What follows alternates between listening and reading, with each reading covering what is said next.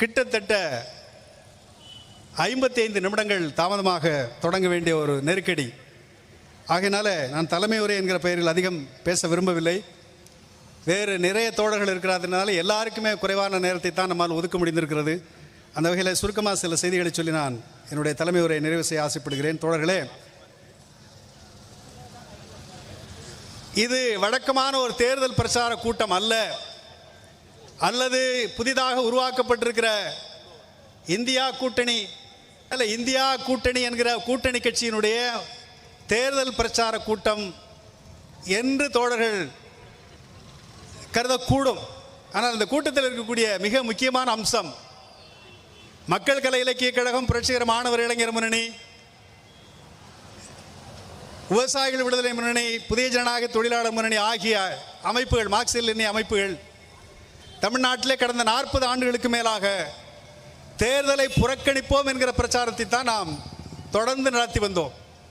அவை இந்த தேர்தல் வாயிலாக ஒரு சமூக மாற்றத்தை உருவாக்க முடியாது, ஒரு புரட்சியின் மூலமாகத்தான் மாற்றத்தை உருவாக்க முடியும், ஒரு சமத்துவ சமூகத்தை படைக்க முடியும் என்கிற அளவிலே தொடர்ச்சியாக நாம் தேர்தல் புறக்கணிப்பு என்கிற பிரச்சாரத்தை மிக தீவிரமாக நடைமுறைப்படுத்தினோம். ஆனால் இன்றைக்கு அந்த பிரச்சாரத்தை சற்று ஒதுக்கி வைத்துவிட்டு இன்றைக்கு பாசிச பாஜகவை தோற்கடித்தே தீர வேண்டும், அதற்கு மாற்றாக உருவாக்கப்பட்டிருக்கிற அகில இந்திய அளவில் காங்கிரஸ் தலைமையிலும் தமிழ்நாட்டில் திராவிட முன்னேற்ற கழகத்தின் தலைமையிலும் அமைக்கப்பட்டிருக்கிற இந்தியா கூட்டணியை மாற்றாக வெற்றி பெறச் செய்வது ஒன்றுதான் இந்த பாசிச பாஜகவின் கொடுங்கோல் ஆட்சிக்கு முடிவு கட்டுவதாக அமையும் என்கிற யதார்த்தத்தின் அடிப்படையில் இந்த அரசியல் முடிவை நாங்கள் எடுத்து இந்த மாநாட்டத்தை அதன் தொடக்கமாக இப்போது நடத்தி கொண்டிருக்கிறோம். தோழர்களே, 2013ஆம் ஆண்டு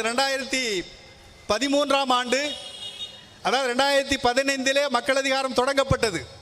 அதற்கு முன்னால் மக்கள் கலை இலக்கிய கழகம் நம்முடைய அமைப்புகளெல்லாம் சேர்ந்து இதே திருச்சியில் இதே இடத்தில் பாரதிய ஜனதா கட்சி அடுத்து ஆட்சிக்கு வரக்கூடிய ஆபத்து இருக்கக்கூடிய அந்த சூழலில் 2013 இறுதியில் 2014 தேர்தலுக்கு சில மாதங்களுக்கு முன்னால் இதே திருச்சியிலே ஒரு மாபெரும் பொதுக்கூட்டத்தை நடத்தி பாரதிய ஜனதா கட்சியை இந்த தேர்தலில் தோற்கடிப்பதன் தேவையை, ஒரு கால அவர்கள் மீண்டும் ஆட்சிக்கு வந்தால் எவ்வளவு விபரீதங்கள் நடக்கும் என்கின்ற எச்சரிக்கையை 2013ஆம் ஆண்டின் இறுதியிலேயே நாம் இதே திருச்சியிலே நாம் செய்தோம்.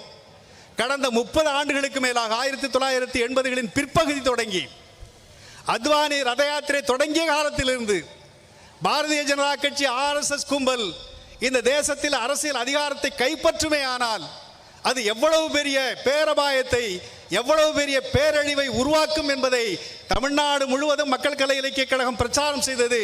நம்முடைய கலைக்குழு தோழர்கள், குறிப்பாக கோவன் தலைமையிலான அந்த குழு, நாங்கள் எல்லாம் பட்டி தொட்டி எல்லாம் பிஜேபிக்கு எதிராக பிரச்சாரம் செய்தோம். நாமக்கட்டி ஆளப்போகுது என்ற பாடல் தமிழ்நாடு முழுவதும் பிரபலம். அப்படி இந்தியாவில் பாரதிய ஜனதா கட்சி உருவாக்க இருக்கிற அபாயத்தை கடந்த 30 ஆண்டுகளுக்கு மேலாக நாங்கள் தொடர்ச்சியாக முன்வைத்து வந்திருக்கிறோம். அந்த அபாயம் 2014 அவர்கள் ஆட்சிக்கு வந்ததற்கு பிறகு மிக வேகமாக நிறைவேறி இன்றைக்கு அடுத்த கட்டத்திற்கு 2024 தேர்தலில் ஒரு கால் பாரதிய ஜனதா கட்சி மீண்டும் அதிகாரத்திற்கு வருமானால் இது நாடாக இருக்காது, ஒரு மதசார்பற்ற ஜனநாயக சோஷலிச நோக்கங்களை கொண்ட அரசியல் சட்டத்தின் அடிப்படையிலான ஒரு நாடாக இது இருக்காது. முழுக்க முழுக்க பார்ப்பன மேலாதிக்கத்தை நிலைநாட்டுகின்ற ஒரு நவீன இந்து ராஷ்டிரம், குஜராத் பார்ப்பன பனியா முதலாளிகளின் அடியாளாக இருக்கக்கூடிய ஒரு கிரிமினல் கொலைகார கும்பலின் கையிலே அதிகாரம் நிரந்தரமாக்கப்படுமானால் இந்த நாட்டில் இருக்கக்கூடிய கோடிக்கணக்கான மக்கள் சாதி மத வேறுபாடுகளை கடந்து கொத்தடிமைகளாக மாற்றப்படக்கூடிய அபாயம் இருக்கிறது என்பதை நாம் தொடர்ச்சியாக எச்சரித்தோம். இந்த 9 ஆண்டு ஆட்சி காலத்தில் அவையெல்லாம் நிறைவேறி இருக்கின்றன. இன்றைக்கு 2000 பிற்பகுதிகளிலே வாஜ்பாய் ஆட்சி காலத்தில் அவர்கள் கூட்டணி ஆட்சியாக இருந்த காலத்தில் அவர்கள் தங்களுடைய RSS திட்டத்தை நிறைவேற்ற முடியவில்லை. பல்வேறு கட்சிகள் கூட்டணியில் இருந்ததன் காரணமாக அந்த நெருக்கடிக்கு உட்பட்டு அடக்கி வாசித்தார்கள். 2014 அதிகாரம் முழுமையாக கைப்பற்றப்பட்டதற்கு பிறகு அவர்களுடைய இந்து ராஷ்டிர திட்டம் அனைத்தையும் இப்போது நிறைவேற்றிக் கொண்டிருக்கிறார்கள். தோழர்களே, இந்த 9.5 ஆண்டு காலத்தில் நமக்கு கண் முன்னாலே அண்மையிலே காஷ்மீர் ஒரு மாநில அந்தஸ்தை இழந்து ஒரு யூனியன் பிரதேசமாக மாற்றப்பட்டிருக்கிறது. அது உச்சநீதிமன்றம் அங்கீகரித்திருக்கிறது. அதே போல இஸ்லாமியர்களை 2ஆம் தர குடிமக்களாக மாற்றுகின்ற சிஏஏவை கொண்டு வந்து விட்டார்கள். அமித்ஷா சொல்லுகிறார், இப்போது நாங்கள் சிஏஏ என்ஆர்சிக்கான விதிமுறைகளை உடனடியாக அமல்படுத்த போகிறோம் என்று சொல்கிறார். பொது சிவில் சட்டத்தை கொண்டு வருவதற்கான முயற்சிகளை தொடங்கிவிட்டார்கள்.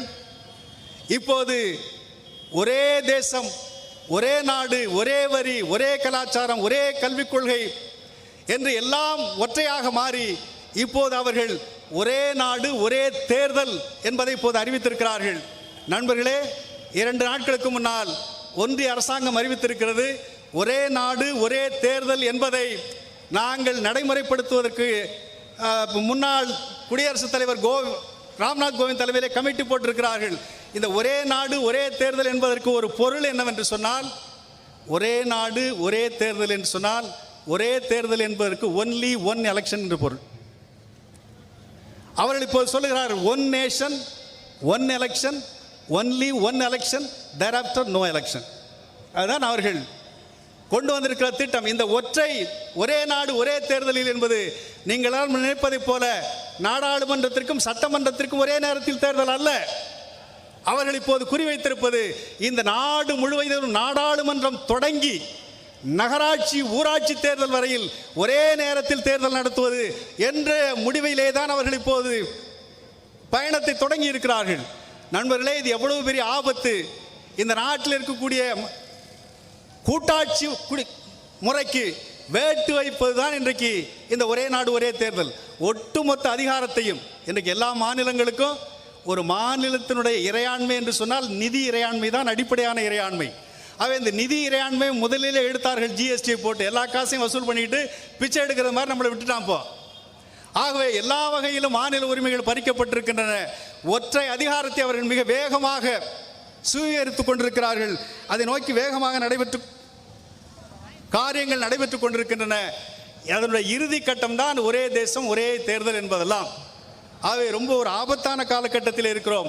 ஒரே தேர்தல் என்று வந்தால் அதற்கு பிறகு தேர்தல் இருக்காது என்பதற்கு ஒரு சாட்சி நம் கண்முன்னாலே இருக்கக்கூடிய சாட்சி காஷ்மீரில் 2019 ஆளுநர் ஆட்சியை கொண்டு வந்தார்கள்.